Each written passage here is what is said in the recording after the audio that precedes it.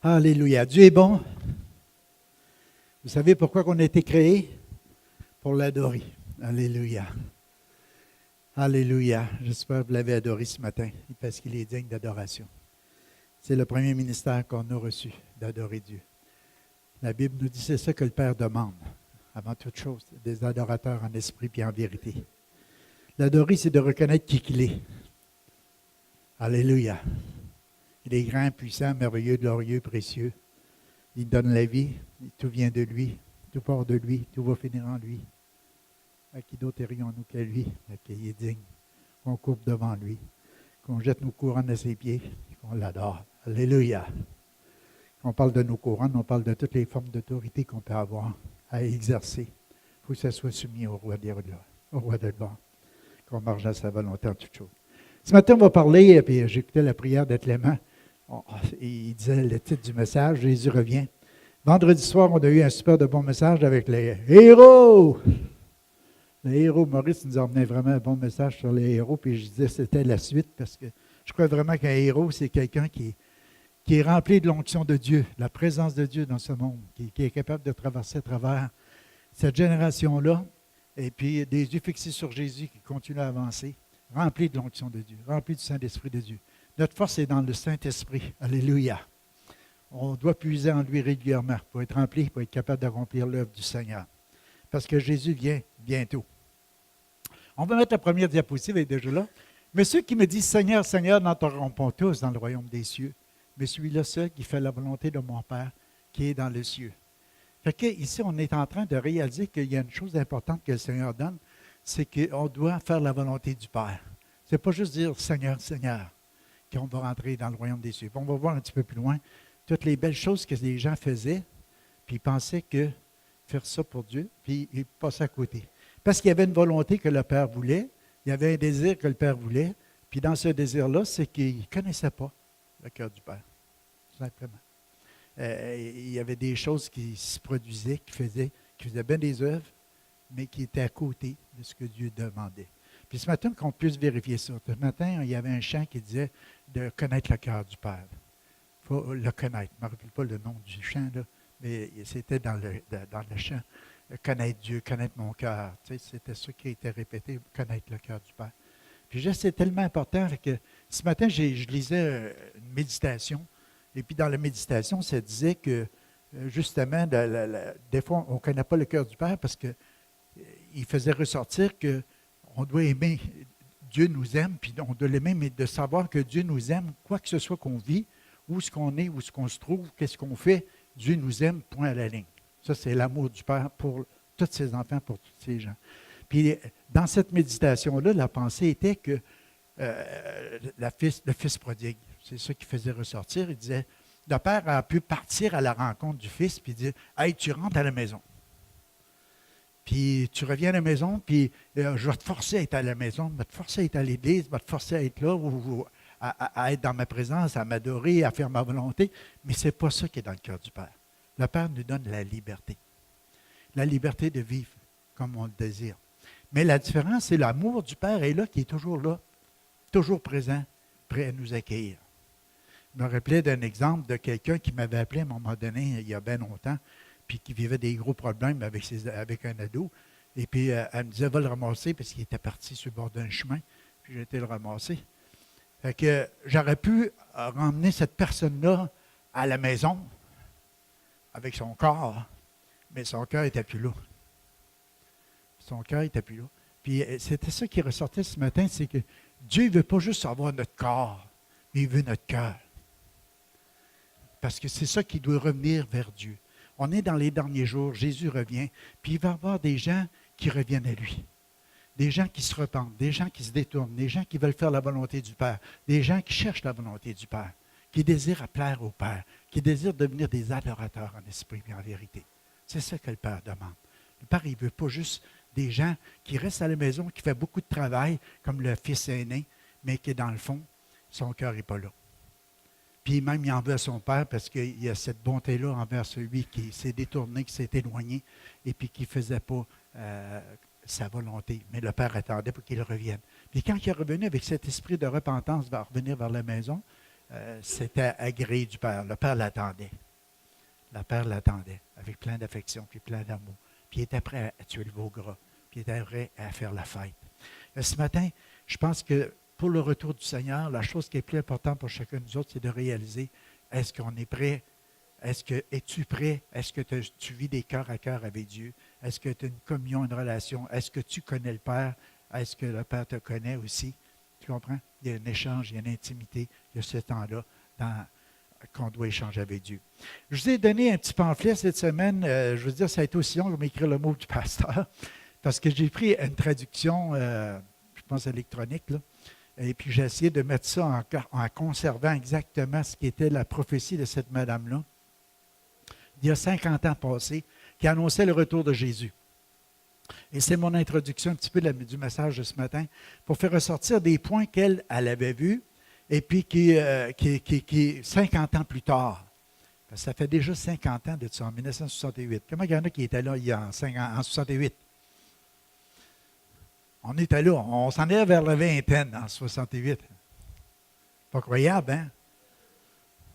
C'est quand on peut réaliser qu'on commence à être vieux, c'est quand on commence à penser de même. En 68, je travaillais déjà. Ah oui, ça faisait une couple d'années. On s'approche de la retraite. Alléluia. Mais cette madame-là, elle a vu des choses qu'en 68, c'était un petit peu différent d'aujourd'hui. Moi, je peux dire qu'on a vécu cette circonstance-là. Puis on a vu dans les années 68, si on peut dire, puis avant, mais dans ces années-là, comment la famille était, qu'est-ce qui se vivait au Québec, comment on vivait tout ce côté-là aussi religieux, ce côté-là aussi de relation avec Dieu, de soumission à la volonté de Dieu, ou à chercher, même à travers la religion, à faire des choses qui plaisaient à Dieu. Puis qu'on voit 50 ans plus tard, où est-ce qu'on est rendu? Puis on peut voir les changements dans notre société. C'est incroyable. Qu'est-ce que cette madame-là avait vu en vision? Elle était une madame âgée, elle avait 90 ans. Elle était quand même quelqu'un qui n'était pas juste flayé. Là, okay? C'était une bonne chrétienne, elle était née de nouveau, elle aimait le Seigneur, elle a fréquenté l'Église. Elle a eu une vision, et puis le pasteur, il trouvait qu'un peu c'était hot, tout ce qu'elle disait dans cette vision-là. Fait qu'il l'a écrit parce qu'il disait, cette femme-là, quand même, elle a une notoriété, elle a quand même de l'âge, elle avait gagné un respect de son pasteur. Mais il écrivait tout ça, puis il dit, je vais mettre ça dans le fond du tiroir. Mais jusqu'à temps qu'à un moment donné, le Seigneur lui a parlé de ressortir ça du tiroir, que ces choses-là s'étaient produites. Puis ça, c'est quand même il y a longtemps. Parce que quand je lisais sur lui, quand il parlait de même, c'est comme 30 ans plus tard. Nous, on est rendu 50 ans, encore plus loin. Fait tout ce qui est dit. Premièrement, elle parlait qu'il y aurait un temps de calme et de paix entre les superpuissances mondiales, de l'Est et de l'Ouest. On a vécu ça, la période de la guerre froide.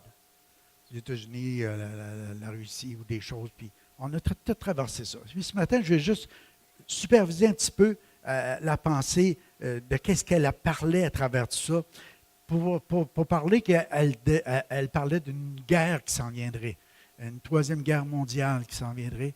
Ce serait une guerre qui serait désastreuse, mais qui va arriver rapidement, qui va se faire rapidement, qui va venir d'un pays inattendu, d'un moment inattendu, parce que les gens diront paix et sûreté, mais une ruine soudaine va s'abattre sur eux autres. Ça, c'est la parole de Dieu qui l'annonçait, mais elle l'emmène dans la même pensée. La deuxième pensée qu'elle emmenait, il y avait comme ces 4 vagues qu'elle voyait. Un autre vague, c'était une tiédeur sans pareil dans l'Église, parmi les chrétiens. Des réunions de prière qui seraient délaissées, des réunions qui seraient délaissées, plein de choses qui se produiraient. Et puis, quand on regarde la parole de Dieu, c'est un peu comme ça. Que les gens n'aiment pas, elle disait que les gens n'aimeront pas entendre des prédications tranchantes. Tu sais, des prédications où ce que tu dénonces le péché. Les prédications où ce que tu dis, tu dois te repentir. Tu dois donner ton cœur à Jésus. Tu dois l'accepter comme ton sauveur et ton Seigneur. Pas juste sauveur, mais comme un Seigneur. Qu'on est dans une veille où ce que les gens vont plutôt se tourner vers de l'évangile de prospérité. Où ce qu'ils veulent entendre parler, écoute, être un chrétien, c'est quelqu'un qui est prospère. C'est quelqu'un qui vient riche. C'est quelqu'un qui a de l'aisance. C'est quelqu'un qui peut faire ce qu'il veut. Il est libre. C'est vrai que Dieu nous donne cette liberté-là, puis que Dieu va pourvoir tous nos besoins. mais ce n'est pas juste un évangile de prospérité. Fait qu'elle dit, on va vivre cette vague-là. Puis je pense qu'on l'a vécu aussi. Puis tout ça va augmenter juste avant le retour de Jésus. Après ça, il va y avoir un effondrement des valeurs morales. Les gens vivent ensemble sans être mariés, comme s'ils seraient mariés. Et l'amour libre, ça a commencé dans les années 70, puis puis on voit tout ce qui s'est passé depuis ces années-là. Aujourd'hui, on appelle le mal mal, puis il n'y a pas de différence, tout est correct, c'est normal, c'est beau, c'est correct, c'est ton choix, c'est super. C'est rendu les normes de la société. Est-ce que c'est les normes de Dieu? Dieu n'a pas changé d'idée. Quand tu ne peux pas appeler ton conjoint ton mari, ce n'est pas ton mari. Même si ça fait 10 ans que tu restes avec. Il faut que tu fasses des choix. Fait que le côté de l'engagement n'est plus là. L'engagement devant Dieu puis devant les hommes. Parce qu'on n'a peur de se tromper. Ça nous donne quoi de se marier si c'est pour divorcer? Puis on sait qu'aujourd'hui, dans le taux qu'on vit, même dans l'Église, c'est 1 sur 2 qui va connaître un divorce. Pas parce que Dieu il veut que tu te maries pour divorcer, c'est tout simplement qu'on ne regarde pas assez à ce que Dieu nous enseigne, puis comment vivre, puis les principes de Dieu pour sauver notre mariage, sauver notre union, pour que ça marche selon les plans du Seigneur. Mais on ne fait pas la guerre à personne. On fait juste faire réaliser que la prophétie de cette madame-là, c'est là. Il y aura un temps où c'est qu'elle parlait que de le côté même contre nature. Aujourd'hui, on est rendu dans cette dimension-là. L'homosexualité, le lesbianisme, la société qui dit hey, on est avant-gardiste. Ici, au Québec, waouh! On a un respect tellement pour tout ça. Vous avez la liberté de faire ce qu'il veut, vous pouvez vous afficher comme vous voulez. On va vous faire même plein de concessions, plein de choses. Que, je crois que cette femme-là, quand elle a dit ça, tout le monde dit hey, tu vas trop loin, il y a des lois. On ne peut pas vivre ça, là. Ça ne marche pas de même. Le bill omnibus n'a pas encore à passer, mettons. Trudeau ne l'a pas passé encore. Ou d'autres choses. Ça ne veut pas dire que c'était méchant de passer de liberté ou ce que l'État peut en faire dans une chambre à coucher, mais à quelque part, par exemple, c'est de voir les résultats qu'on en regarde aujourd'hui, où ça conduit la société. C'est juste c'est les valeurs morales. C'est une relation de cœur avec Dieu. C'est quand ton cœur est au Seigneur, quand même tout le monde vivra ça, tu veux vivre autre chose. Tu veux plaire à ton Père Céleste. Elle parlait de la télévision. Elle dit, il va y avoir des chaînes de télévision. À l'époque, moi, je me rappelle, là, quand on avait à TV, on avait 2 postes, le 4 et le 5. Là, il y avait Timmins puis Rouen, puis c'était tout, point final. Fait qu'il ne voulait pas qu'il y ait trop de vent violent parce qu'on n'avait plus rien. Fait que l'antenne, on allait la virer. Je me rappelle d'avoir monté sur le toit puis essayer de virer l'antenne pour le. Ah, je pense que c'était vis-à-vis de là. C'était à peu près là. C'était comme ça. Là. Donc, on a voulu d'avoir l'image claire. Elle prophétisait. Elle disait, il va y avoir tellement de stations, tellement, elle ne savait pas comment dire, de canals. Il va y avoir tellement de. Ça va être incroyable. Aujourd'hui, c'est multiplié, multiplié. Si tu pourrais passer ta soirée juste à cliquer, juste pour savoir le nombre de programmes que tu as, tu n'auras pas le temps d'en écouter un. Vrai? C'est vrai ce que je vous dis là. Essaye de faire le tour, voir le nombre de programmes, tu vois, il se passe 1 an, c'est pas long. Juste à sauter tes chaînes. Il y en a tellement. Puis elle disait, à la télévision, ça va devenir un divertissement. Ce ne sera pas juste pour écouter les nouvelles ou écouter la lutte, comme dans notre test, les 2 programmes qu'on écoutait à peu près. Aujourd'hui, c'est un poste.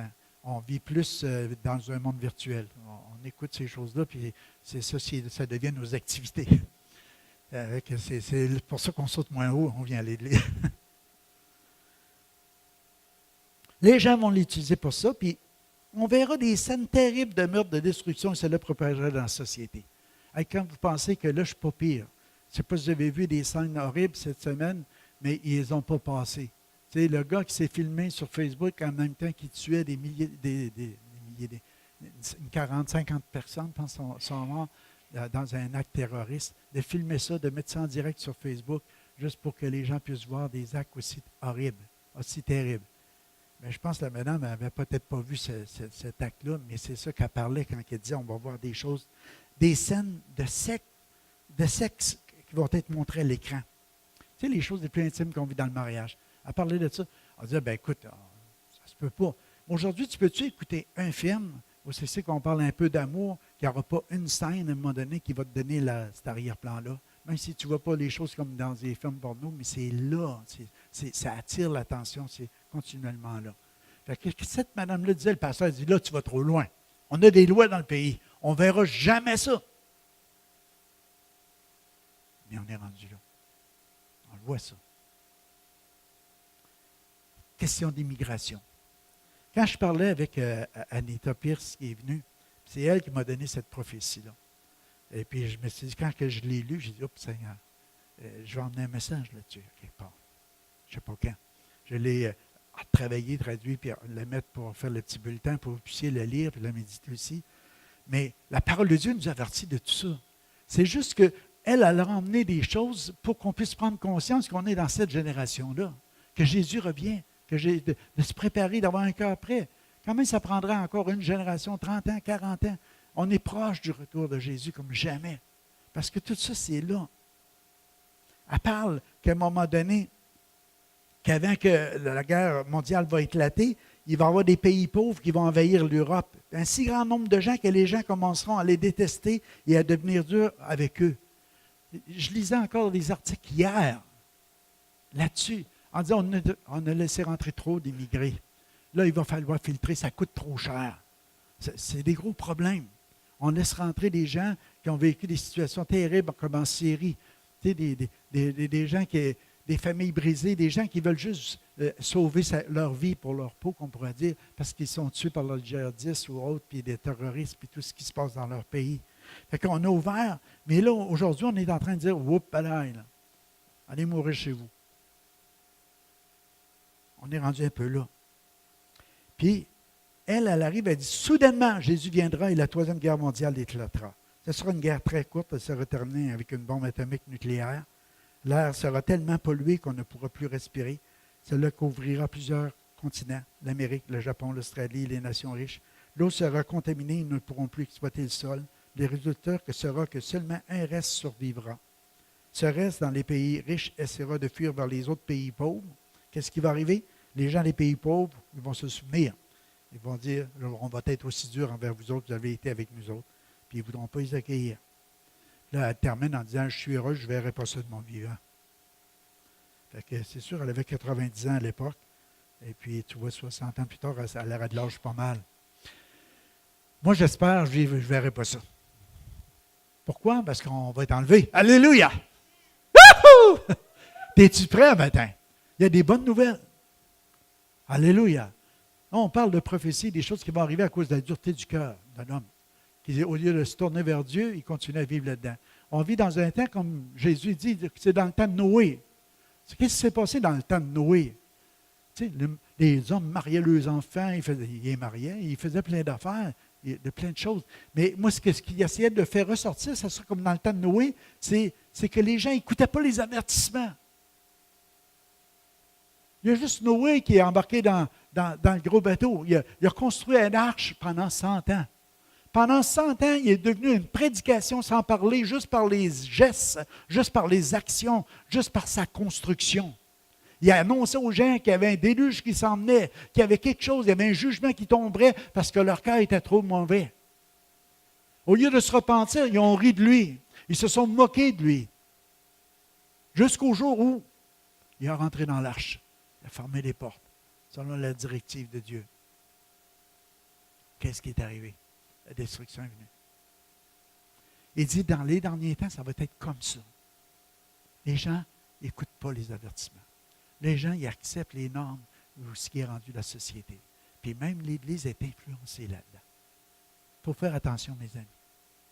On ne doit pas vivre comme le monde. On est la lumière du monde. On est le sel de la terre. Les gens qui regardent à nous autres, ils doivent voir les mesures que Dieu veut pour son peuple, pour ses enfants. Alléluia. Ce n'est pas le monde qui nous dirige, c'est la parole de Dieu. On n'est pas obligé de vivre comme le monde. On est différent du monde. Amen. Je n'emmène pas la loi ce matin, j'emmène la grâce. C'est une grâce, c'est une faveur qu'on a de la part de Dieu, que Dieu vient changer nos cœurs, qu'il vient nous instruire, qu'il veut qu'on rentre à la maison, qu'on vive des belles relations avec lui. C'est une grâce de Dieu. On va être sauvés du jugement à venir. Alléluia. On va tourner à la suivante. Comme le corps sans âme est mort, de même la foi sans les œuvres est morte. Vous savez, le Seigneur nous a donné ce verset. Le Père réchauffe notre cœur foi pour que nous puissions grandir dans la foi. en 2019. Gardez cette parole-là dans votre cœur. Parce que si le cœur devient froid, c'est là qu'on devient comme indifférent. Il ne se passe plus grand-chose. On a de la misère à croire. Même la parole de Dieu, quand elle est enseignée, elle n'a pas d'effet dans notre vie. Parce que la foi sans les œuvres, c'est comme un corps mort. C'est pour ça que j'ai mis un gars qui est mort, il est froid. Il ne peut pas avoir plus froid, c'est raide, c'est là. Ça ne fait plus de gestes, ça ne fait plus d'action. Ça attend juste d'être mis en terre. Seigneur, on veut poser des actions. Mais des actions qui sont dans la volonté du Père. Parce qu'on connaît le Père. Parce qu'on parle au Père. Le Père se révèle à nous. Puis quand le Père se révèle, on veut lui plaire, puis on veut faire les choses qu'il nous demande de faire.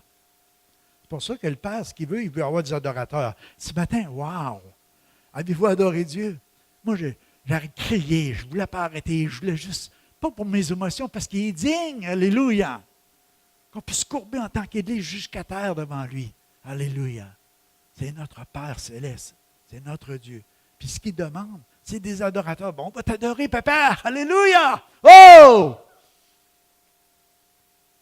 Après ça, ce qu'il veut, c'est qu'on ressemble à Jésus. Ah oui, Père, change-moi, transforme-moi, rends-moi pareil à Jésus. De gloire en gloire par ton esprit. Transforme ma vie. Que je puisse penser comme Jésus, agir comme Jésus, poser les actions de Jésus, faire les choses que Jésus s'en allait en prière, disait, Père, qu'est-ce que tu veux que je fasse aujourd'hui? Quelle œuvre t'as préparé d'avance pour moi? Je veux accomplir ce que tu as demandé. Des fois, il s'éloignait de la foule. Il y avait plein de monde qui voulait avoir Jésus à l'œuvre. Il voulait que Jésus fasse des choses. Mais Jésus dit, je ne peux pas tout faire. Je veux juste faire ce que le Père me demande. Ça aurait été des bonnes œuvres. C'est pour ça, il disait, plusieurs me diront en ce jour-là, Seigneur, nous n'avons pas prophétisé en ton nom. Nous n'avons pas chassé des démons par ton nom. Nous n'avons pas fait beaucoup de miracles par ton nom. Alors je leur dirai ouvertement, je ne vous ai jamais connus. Retirez-vous de moi qui vous commettez l'iniquité. C'est pourquoi quiconque entend ces paroles, je dis, je les mets en pratique, ça ressemble à un homme prudent qui a bâti sa maison sur le roc. Ce qu'on voit ici, ce n'est pas des corps morts, on ne dira pas. Ils sont en train de faire plein d'œuvres. Puis pas n'importe quelle œuvre. Ils prophétisent dans le nom du Seigneur. Ils chassent des démons dans le nom du Seigneur. Ils ressuscitent des morts. Il y a des guérisons. Il arrive plein de choses. Toutes des choses que nous autres, présentement, on court pour voir ça. Amen. Ah, on veut voir ça. Alléluia. Mais le Seigneur dit, je ne vous connais pas. Ce n'est pas ça qui fait que tu connais Dieu. Ce n'est pas parce que tu fais des choses de Dieu, mais il peut en faire aussi. Ce que Dieu veut, il va y avoir des gens qu'on connaît Dieu, qu'on connaît le cœur du Père, qu'on sait qu'est-ce qu'il désire le Père, d'adorer le Père. La première œuvre qu'on a à faire, c'est de croire dans l'œuvre de Christ, de croire qu'est-ce qu'il a accompli au Calvaire. Qu'est-ce qu'il a fait? Il est mort pour nous. Il est mort à cause de nos péchés. Il est mort à cause de nos fautes. Il est devenu le chemin, la vérité et la vie. Il est le seul qui nous ramène au Père. C'est le seul qui nous conduit dans la maison du Père. C'est le seul chemin, il n'y en a pas d'autre. Ce n'est pas par nos œuvres afin que personne ne se glorifie. Mais c'est par la grâce que nous sommes sauvés.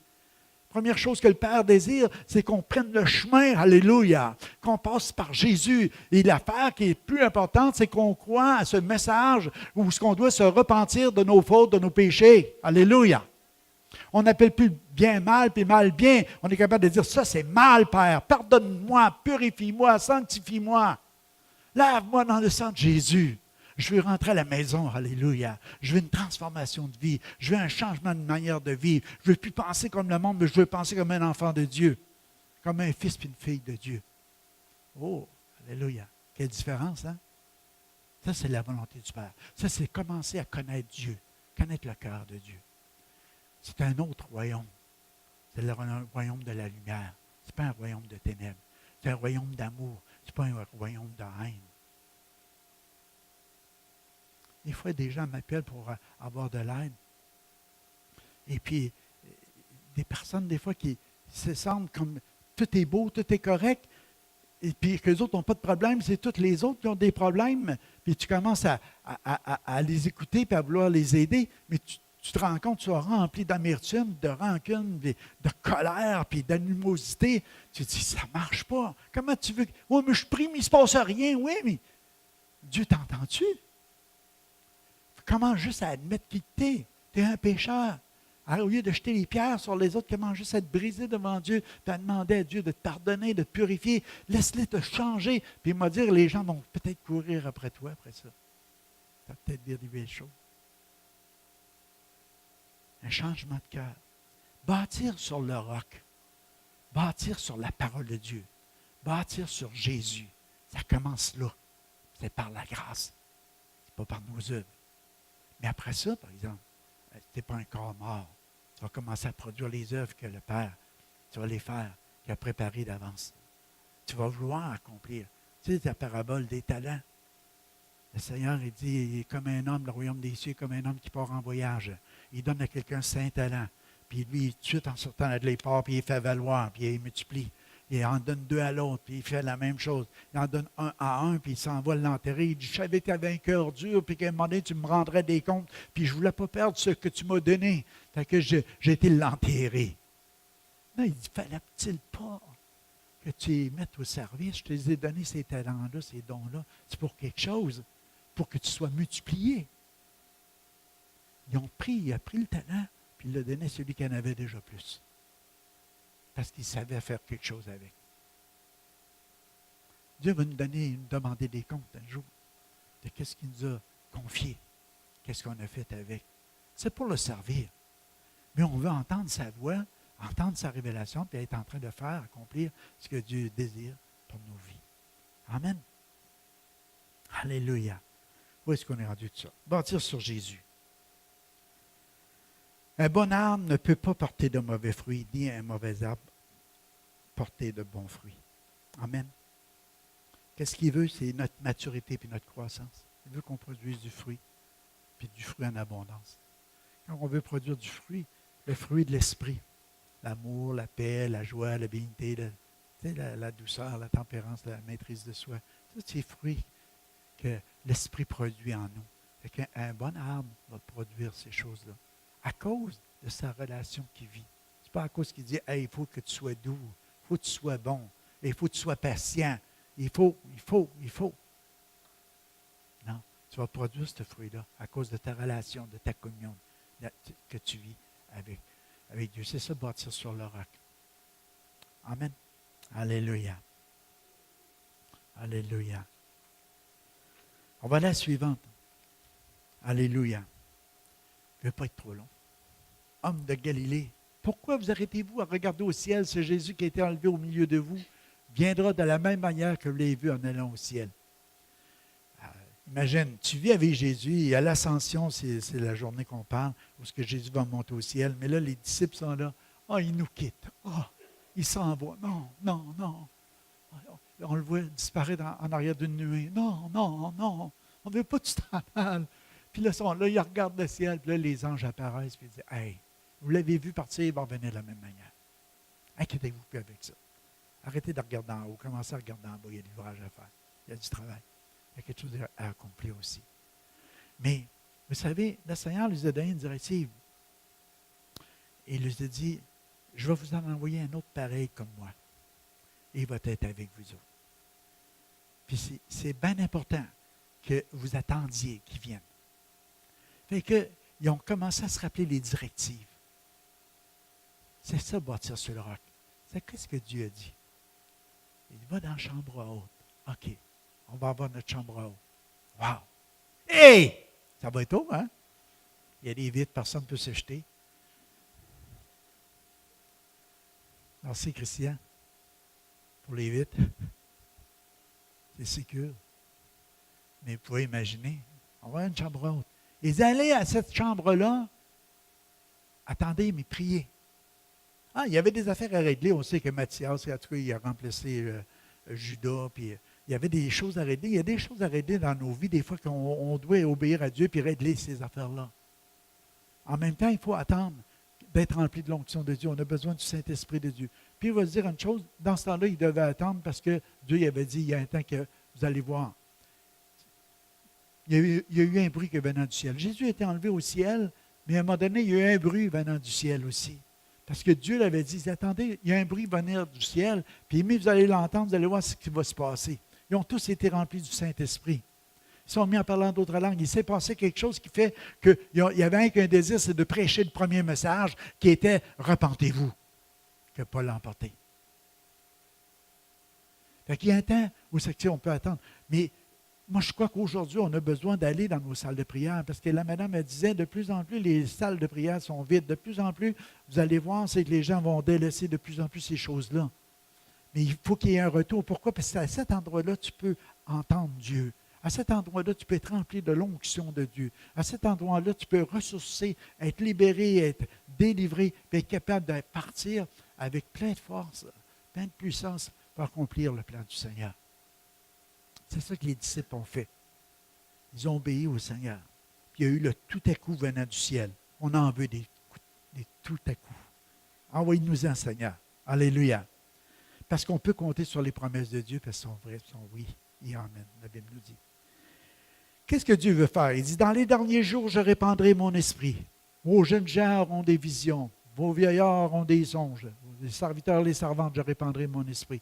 Et ce que Dieu est en train de dire, il va y avoir un peuple qui va être de plus en plus prophétique, un peuple de plus en plus animé par l'Esprit de Dieu, en train d'accomplir les œuvres de Dieu. Dieu est esprit.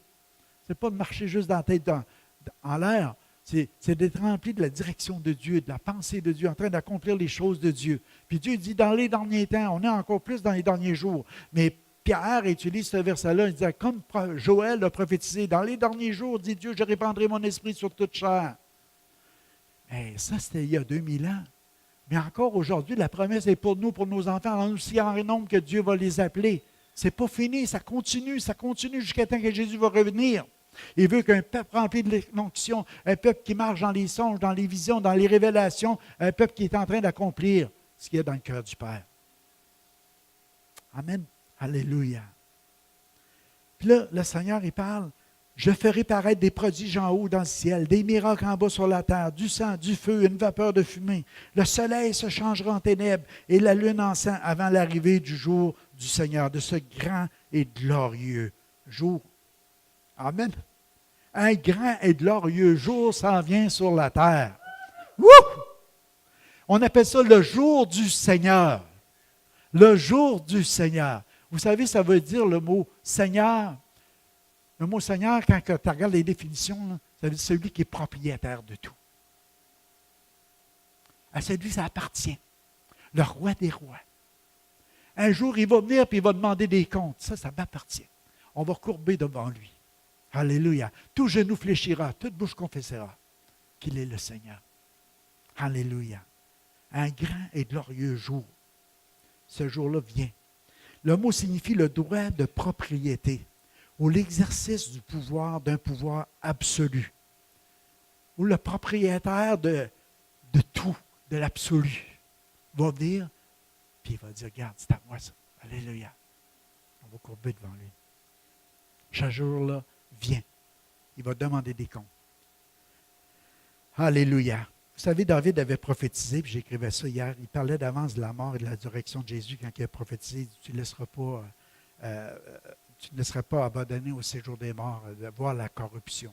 Puis on sait que Jésus, quand il est venu, David avait prophétisé pour Jésus, par rapport à que quand Jésus est mort, c'est que son corps n'a pas été à la décomposition.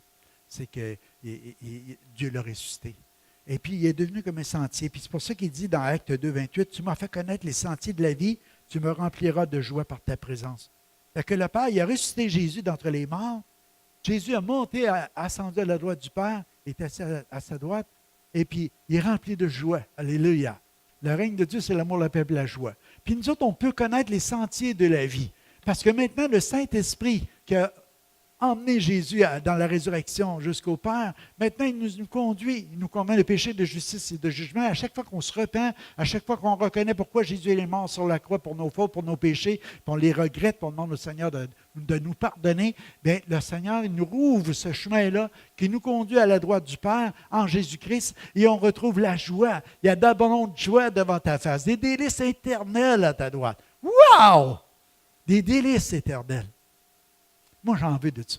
Alléluia. Ça se passe dans un cœur à cœur avec le Père, avec Dieu. À cause que Jésus nous conduit là, à cause qu'on peut revenir là. Et après ça, on est relâché sur la terre, rempli de son onction, rempli de son Saint-Esprit, avec cette libre communion dans sa présence continuelle. Le chemin est ouvert, le sentier qui nous conduit où il y a tellement de joie. Mais on peut continuer et être béni. Ce matin, je m'emmenais et je disais, Seigneur, j'ai besoin d'une touche de Dieu. Puis la première chose que le Saint-Esprit commençait à faire, Suzanne a enduré, c'est que j'ai chanté des chants tout le long. Tu as des vieux chants.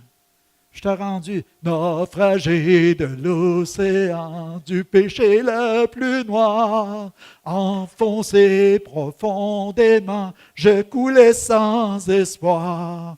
Mais le grand maître des flots, en attendant mon cri, me mission en surabri. Puis là, c'était Christ m'a sauvé. Wouhou! Christ m'a sauvé quand tous m'ont abandonné.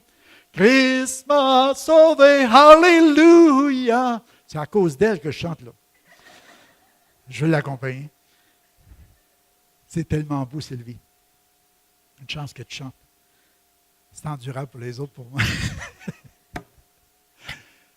Les sentiers de la vie. Mais vous savez ce qui s'est passé? Plus que je chantais la joie de mon salut, alléluia. L'esprit de bonne volonté qui nous soutient. Il y a tellement de joie devant sa face, tellement de délices éternelles dans sa présence. Jésus a pris ce sentier-là, puis il veut qu'on le prenne. Parce que c'est tellement qu'on va retrouver la joie de vivre, puis la paix, puis la sérénité, puis qu'on va pouvoir être utilisé de la part de Dieu dans ce monde. Acte 2, 33, il dit, élevé par la droite de Dieu. Il a reçu du Père le Saint-Esprit qu'il avait été promis, et il l'a répandu comme vous le voyez et l'entendez. Élevé par la droite de Dieu. Je vais vous parler de la droite de Dieu. Juste quelques instants. On le voit suivant. Élevé par la droite, il a reçu du Père le Saint-Esprit qu'il avait été promis, il l'a répandu comme vous le voyez, l'entendez. Juste que je fasse de tes ennemis ton marchepied, que toute la maison d'Israël sache avec certitude que Dieu a fait Seigneur et Christ, ce Jésus que vous avez crucifié. Ça, c'est le premier message. Puis, c'est ça qu'on a besoin de voir. Moi, je trouve que le premier message est complet. On doit continuer à le ramener, puis le faire réaliser aux gens. Élevé par la droite de Dieu. Qu'est-ce que ça veut dire, la droite? Hier, je regardais, j'ai dit, c'est quand même important quand on parle de la droite. C'était mon bras droit. Quand on dit ça, wow, on a quelque chose une position spéciale. Puis, je lisais ici, élevé à la droite, le Père a élevé Jésus pour le faire asseoir à sa droite. La main droite est symbole de puissance, de force, d'autorité, d'habileté à manier l'épée. La parole de Dieu. Jésus s'est assis à la droite de Dieu. L'autorité, l'habileté, il y a tout ce qu'il faut pour pouvoir trancher, pour pouvoir venir nous libérer, nous sauver, nous faire un œuvre dans nos cœurs, dans nos vies. C'est pour ça que la parole de Dieu est puissante, elle est efficace, elle est tranchante. Elle peut séparer la moelle des os. Elle fait tellement de choses. Puis tout va passer sur cette terre, mais pas la parole du Seigneur. Jamais. Elle ne passera pas. Qu'est-ce que Dieu a dit, reste-y. Puis c'est ça qui va arriver. Les gens ils ont beau essayer toutes sortes de leur philosophie de vie, puis emmener tout ce qu'ils veulent, c'est la parole de Dieu qui va rester. C'est elle qui marche. C'est elle qui marche. Alléluia. Si j'aurais beaucoup de temps ce matin, là, je vous ramènerais juste dans la pensée de dire, c'est quoi nos priorités chrétiennes? Tu sais? Dieu au centre de ta vie, ça veut dire quoi? Dieu dans ton cœur, ça veut dire quoi? En premier. Sa parole, bâtir sur le roc, ça veut dire quoi? Quand tu parles de ton conjoint, quand tu parles de tes enfants, quand tu parles de ta famille, quand tu parles de ton travail, quand tu parles de ton implication dans l'Église, quand tu parles de toutes ces choses-là, il y a des priorités. Puis devant Dieu, tu es responsable de dire, Seigneur, aide-moi à ce que tu restes au centre puis que je prenne chaque responsabilité au sérieux de ce que tu m'as demandé. C'est important. C'est comme ça que tu vas avoir des glorieux résultats. Élevé à la droite. Psaume 16, 8. Je vous lis une couple de psaumes. Pas des psaumes, mais quelques passages. J'ai constamment l'Éternel sous mes yeux. Quand il est à ma droite, je ne chancelle pas. Autrement dit, Jésus m'assure de la stabilité. Je ne chancelle pas.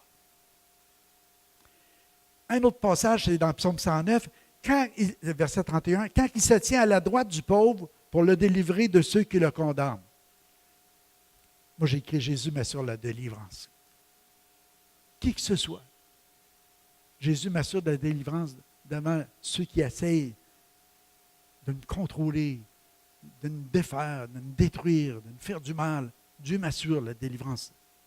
Le psaume 110, 5, il dit « Le Seigneur à ta droite brise des rois au jour de la colère. » Il m'assure de son autorité. Il m'assure que toutes les autres autorités, il brise des rois. Des rois, c'est des autorités.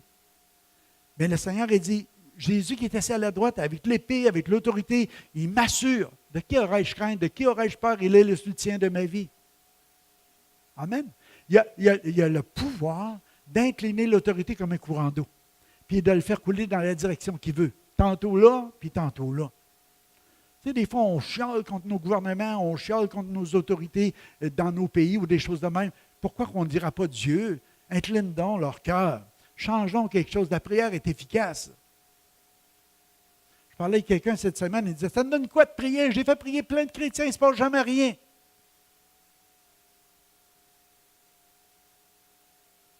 Je dis, c'est quoi qui te reste si tu n'as pas la prière? C'est quoi les résultats? Tout le monde te fuit. C'est quoi? Commence juste à t'assurer que dans ton cœur, tu as passé vers la repentance. Dans ton cœur, tu as une libre accès. Ce n'est pas tous ceux qui vont dire Seigneur, Seigneur. Vous comprenez? Qui sont connus de Dieu. Ce n'est pas tes œuvres. C'est ton cœur à cœur avec le Père. Alléluia. Parole de l'Éternel à mon Seigneur dans le psaume 110. Assis-toi à ma droite jusqu'à ce que je fasse tes ennemis ton marchepied. Ça, on parle de son prochain retour. Le livre des Actes nous décrit l'attente dans la prière. Les disciples sont prêts à effectuer une grande mission dès qu'ils auront reçu le baptême du Saint-Esprit qui leur était promis. Nous commençons à voir les actes du Saint-Esprit à travers les disciples. Le message de Pierre qui nous révèle le besoin de repentance. J'en ai tout parlé, hein? J'ai été plus vite que j'ai écrit. Et puis, là, il décrit tout le message que Pierre a dit, je l'ai cité tantôt, comme ça. Puis la puissance du péché et de Satan a été vaincue par la résurrection. Ça, c'est bon à savoir, de réaliser ça. La puissance du péché et de Satan a été vaincue par la résurrection et la rédemption de Jésus pour tous les croyants. Ce n'est pas pour tout le monde, mais pour les croyants. La puissance du péché et de Satan a été vaincue. Le travail que nous devons tous accomplir par la puissance du Saint-Esprit est d'annoncer cette bonne nouvelle. Fait que c'est ça que Dieu nous donne. On nous remplit du Saint-Esprit, puis il dit, allez, parmi toutes les nations, enseignez-leur, parlez-leur, que les gens puissent se repentir, se détourner et venir à moi. Ils vont recevoir, eux autres aussi, ces temps de rafraîchissement de la part du Seigneur. Mais les gens doivent venir à Jésus. Pourquoi les gens doivent savoir que la puissance du péché a été brisée à la croix? Ça a été brisé une fois pour toutes par Jésus-Christ. Le péché n'a plus de pouvoir sur toi. Tu n'es plus obligé de vivre selon la chair pour en satisfaire ses désirs et ses passions. Tu veux chercher à plaire au Seigneur, à vivre et à marcher dans l'Esprit. C'est la différence entre les croyants et les incroyants. Nous vivons de manière différente des gens du monde, jusqu'à ce que Dieu fasse de ses ennemis son marchepied. Ce signe de victoire est un appel des gestes conquérants antiques. Si vous savez ce qu'ils faisaient, ils posaient les pieds sur le cou de leur ennemi. Marchepied. Que le Seigneur, il veut que tout simplement qu'en attendant son prochain retour, que nous autres, l'Église, on est remplis de l'onction, remplis du Saint-Esprit, on annonce la bonne nouvelle, on est en train de tout mettre sous les pieds de Jésus. Alléluia. Parce qu'il est conquis. Déjà, la victoire est assurée. Alléluia. On va rapidement à la suivante. Oh là là, oh là là là là. OK. On va aller vite. J'aurais pu prêcher sur Actes 2, 42. Comment le fondement de la première Église était fort? Je vais juste le souligner comme ça. Premièrement, il se tenait dans l'enseignement des apôtres. Ça veut dire qu'il lisait la parole de Dieu. Il méditait la parole de Dieu. Il s'en allait où la parole de Dieu était prêchée, où il pouvait comprendre, saisir les vérités de Dieu. Il persévérait. Le mot persévérer, là, c'est le mot important.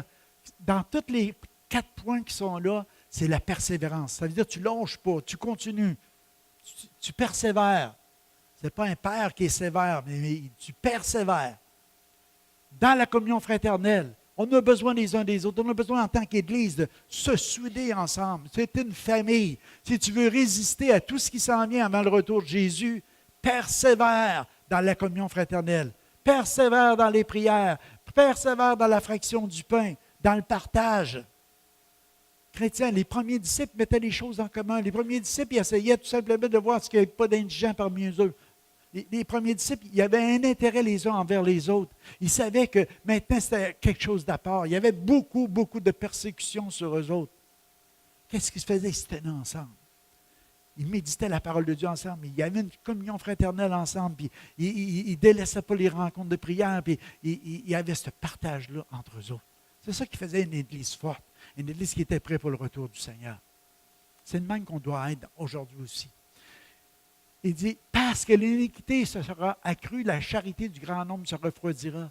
Mais celui qui persévérera jusqu'à la fin sera sauvé. On revoit encore le mot persévérance. Cette bonne nouvelle du royaume sera prêchée dans le monde entier pour servir de témoignage à toutes les nations. Alors viendra la fin. Qu'est-ce qui se passe présentement? On voit que l'amour se refroidit. On voit que l'iniquité augmente. Les cœurs deviennent de plus en froid. Mais en même temps, l'Évangile se répand comme jamais s'est répandu. Il y a des nouvelles traductions tout le temps qui se font chaque année. Je lisais cette semaine, j'avais reçu un email justement pour des lectures de la Bible, quand ils font des traductions, puis ils disaient le nombre de langues encore cette année qui ont retraduit. Mais il y en a encore plein de langues qui n'ont pas encore été traduites. Il y a encore du travail à faire. Mais ça va toujours de l'avant, ça va toujours de l'avant. Ça va de plus en plus vite parce qu'on a des moyens aujourd'hui encore plus faciles d'apporter la traduction. Vous savez, aujourd'hui, là, tu peux te promener, puis tu peux t'en aller dans un pays, en Chine, n'importe où, puis tu peux avoir juste ton affaire, puis tu dis « bonjour », puis tu cliques, puis tu dis « regarde, tu parles avec l'autre avec ton affaire électronique, parce qu'il y a plein de langues des traducteurs. OK? Que tu peux traduire. Une chance que tu n'es pas en aller là-dedans, tu n'auras pas eu de voir.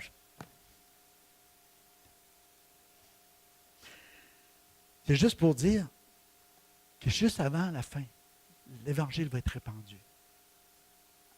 Réalisez-le ce matin. Faites juste y penser un petit peu. Est-ce que c'est vrai que l'amour se refroidit? Est-ce que c'est vrai qu'il y a plus d'iniquité dans notre génération? Est-ce que c'est vrai que l'Évangile est répandu comme jamais? Merci pour les moyens sociaux que Dieu nous donne. Moi, j'essaye, en tout cas, d'utiliser tout ça, que ce soit Twitter, Instagram, Facebook. J'essaie de mettre des liens, puis parler de Dieu. Je me dis, Seigneur, c'est de même dans leur rejoindre. Les gens, aujourd'hui, ils ont tout ça dans les mains. Alléluia. C'est la meilleure façon de les rejoindre.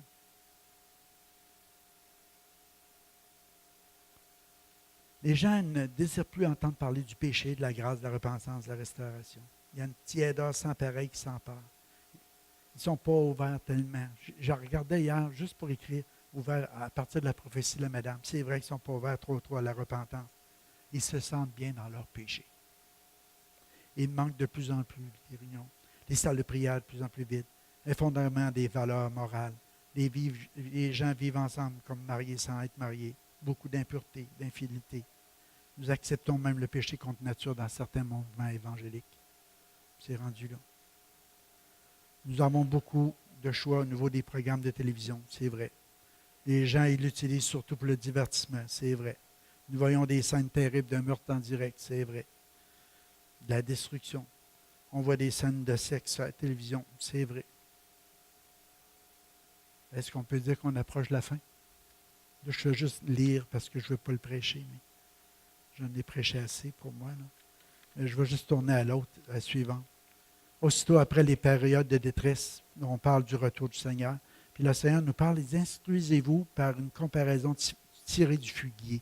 Dès que ses branches deviennent tendres et que les feuilles poussent. On est rendu au printemps. On sait que ça s'en vient. On est aveugle de voir les feuilles, les amis. Hey! On est aveugle de voir. Là. T'es aveugle. Un mois, là, vous allez voir la différence. Ça prend un petit peu de foi. J'étais visiter Denis à l'hôpital cette semaine. Bon, on regardait par dehors. Puis je lui ai dit, regarde, Denis, d'ici un mois, là, la neige ne sera plus là. J'ai dit, ça prend de la foi. De la foi, la fidélité de Dieu. Dieu va envoyer le soleil. Dieu va, il est là, le soleil, mais il va fondre la neige. Puis ça va tout partir. Puis les temps chauds vont venir. Puis on va avoir des belles choses qui vont se produire. Le Seigneur nous donne ça comme image. Regardez le figuier. Regardez qu'est-ce qui se passe. Regardez les feuilles. Il y a des choses qui s'en viennent. Il y a des choses qui sont là. Tous ces signes-là, ça a l'air négatif, mais ça annonce juste ce que Dieu avait dit qui se passerait et qui va revenir. On est aveugle de voir ce grand jour glorieux du Seigneur. Amen. Alléluia. En même temps, il dit, regardez, il dit, c'est comme dans le temps de Noé. On en a parlé un petit peu tantôt. Une ruine soudaine va les surprendre. Ne soyons pas de ceux qui vont être surpris. Il dit, veillez et priez pour ne pas être pris là-dedans. Si quelqu'un savait à quelle heure que le voleur va venir, savez-vous à quelle heure il va venir? Il ne dormira pas. Il dira, écoute, il vient à 3 heures du matin, il va mettre mon réveil à 2 heures moins quart ou à 2h30, il va me préparer, puis mis qui rentre, wow, il va avoir un coup de batte de baseball. Oh non, je ne suis pas violent. Mais si je savais qu'un voleur vient, je me préparais pour qu'il ressorte. Non? Mais si tu ne le sais pas, il va te surprendre en train de dormir. C'est lui qui va te donner un coup de batte de baseball. Est-ce qu'on attend les coups? Oh ben non, on se prépare. Tenez-vous prêts. Il va venir comme un voleur dans la nuit, ça nous dit. Demeurons des serviteurs fidèles et prudents. C'est ça que le Seigneur il nous donne. Matthieu 25, lisez, méditez. Il dit, dans les derniers jours, le Seigneur, il y a des serviteurs, puis il donne des talents, puis il dit, gars, fais-le valoir, sois bon. Mais qu'il revienne à la maison, il va te demander des comptes. Mais gars, tu vas pouvoir lui en dire. Si tu te trouves en train de battre tes serviteurs, en train d'être dur avec eux autres, de ne pas avoir de cœur, il dit, comment que le maître il va réagir en voyant que tu fais ça? Non? C'est tout dans la parole de Dieu. Après ça, il nous parle des paraboles des 5 vierges, des 10 vierges, 5 sages, 5 folles. La différence qu'il y en a qui ont de l'huile dans le lampe et d'autres n'ont pas. Puis là, il dit à un moment donné, c'est encore le mot connu qui revient. Je ne vous connais pas. Ils n'ont pas d'huile. Ils n'ont pas fait de réserve. Il y en avait un petit peu, mais pas assez. Ils n'ont pas été vigilants. Le Seigneur nous appelle à être vigilants. Remplis d'onction, remplis du Saint-Esprit, toujours en train de persévérer dans ce que Dieu nous a demandé de persévérer pour être en bonne santé quand Jésus va revenir. Amen. Alléluia. On ne cache pas nos talents, on les fait valoir. Je termine avec ça ce matin.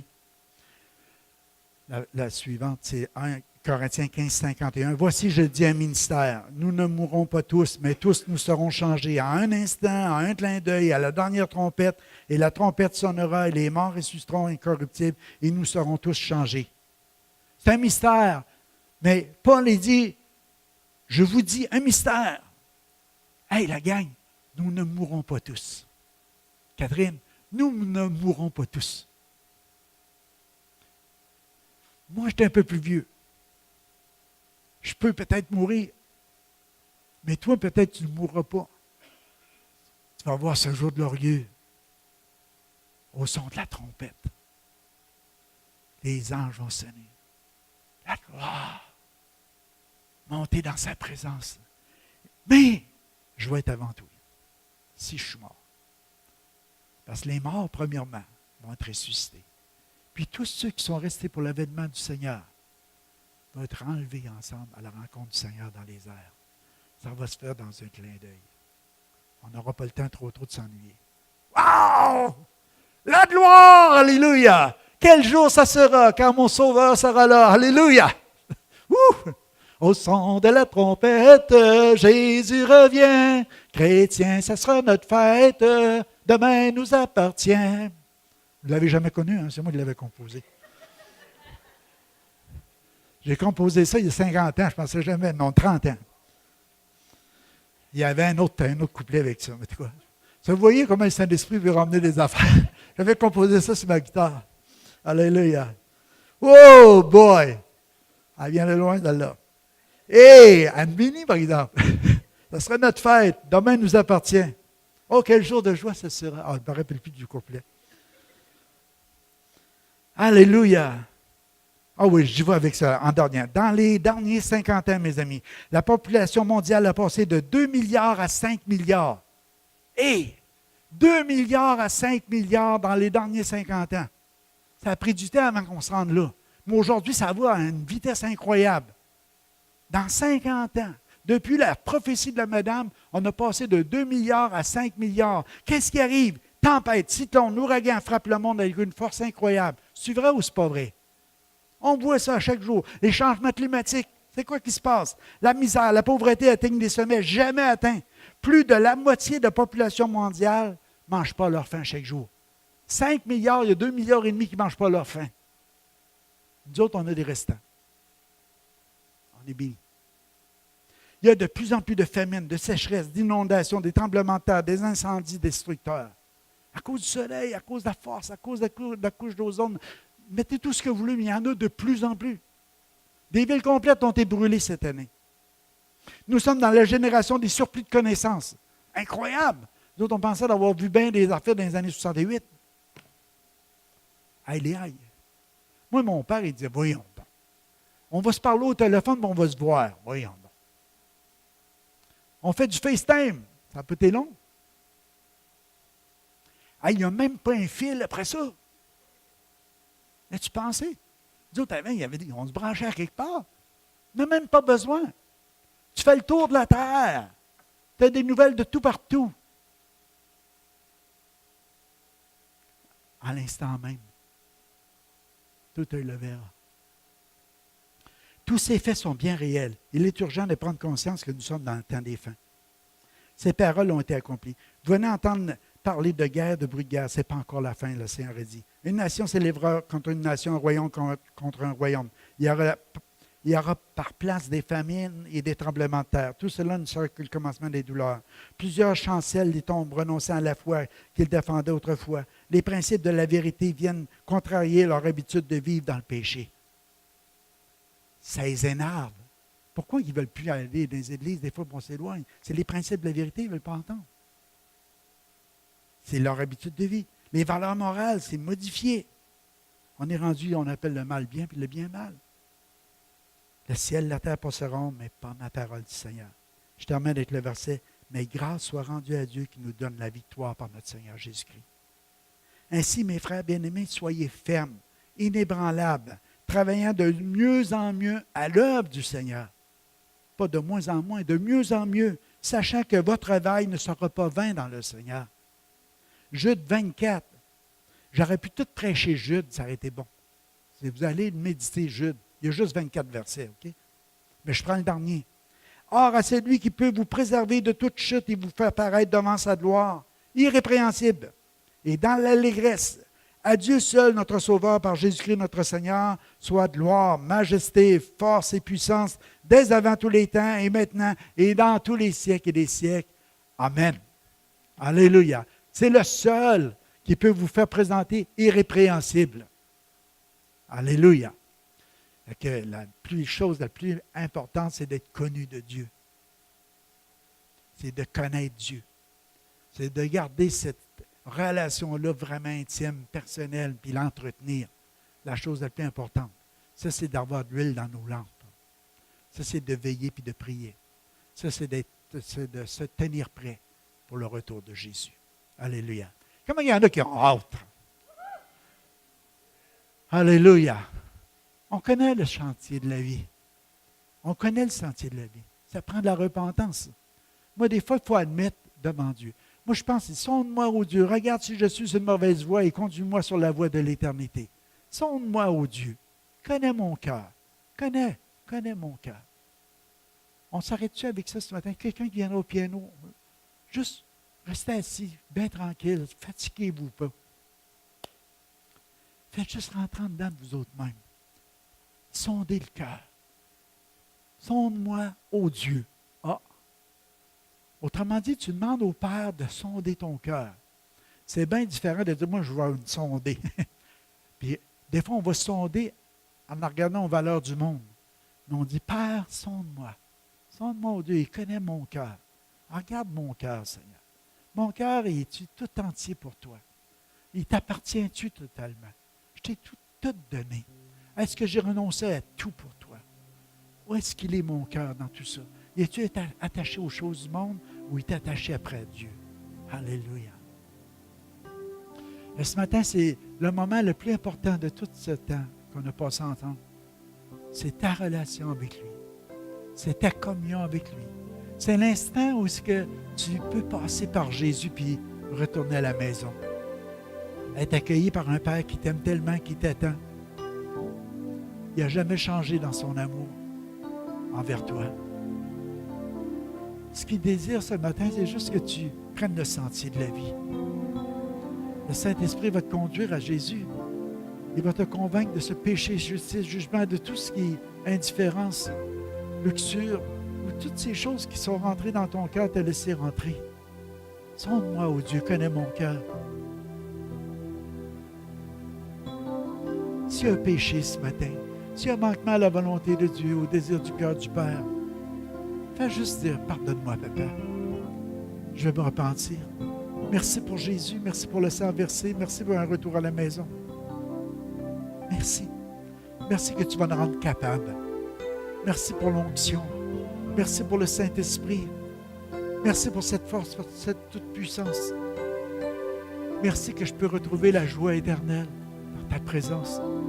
Merci pour Jésus qui est assis à ta droite, qui a toute autorité, toute puissance, qui a toute habileté avec son épée pour venir trancher, pour venir me libérer, me délivrer, me guérir, me sauver, pour faire tout ce que j'ai besoin dans ma vie, pour être à son image, faire sa ressemblance. Je m'abandonne ce matin. Je m'abandonne au Père ce matin. Toute ma vie, Père, à partir d'aujourd'hui, de ce matin, je te la donne, Père. Aide-moi, secours-moi, instruis-moi, parle-moi, que je puisse te découvrir, que je puisse échanger, que je puisse devenir comme tu désires que je sois, que je sois prêt pour l'avènement de Jésus dans sa gloire, pour ce grand jour glorieux qui s'en vient, ce jour où le propriétaire va venir, il va demander des comptes, que je vais pouvoir tout remettre entre ses mains en disant, t'es digne de recevoir toute la louange, la gloire, l'honneur, la puissance au siècle et des siècles. Puis que je vais entendre dans la bouche du Seigneur dire, bon et fidèle serviteur, entre dans la joie du Maître. Alléluia. Entre dans la joie du Maître. C'est ça qu'on désire, Seigneur, être des bons et fidèles serviteurs. Mais sans toi, on ne peut pas le devenir. Fais-le en nous, Père, par ton esprit.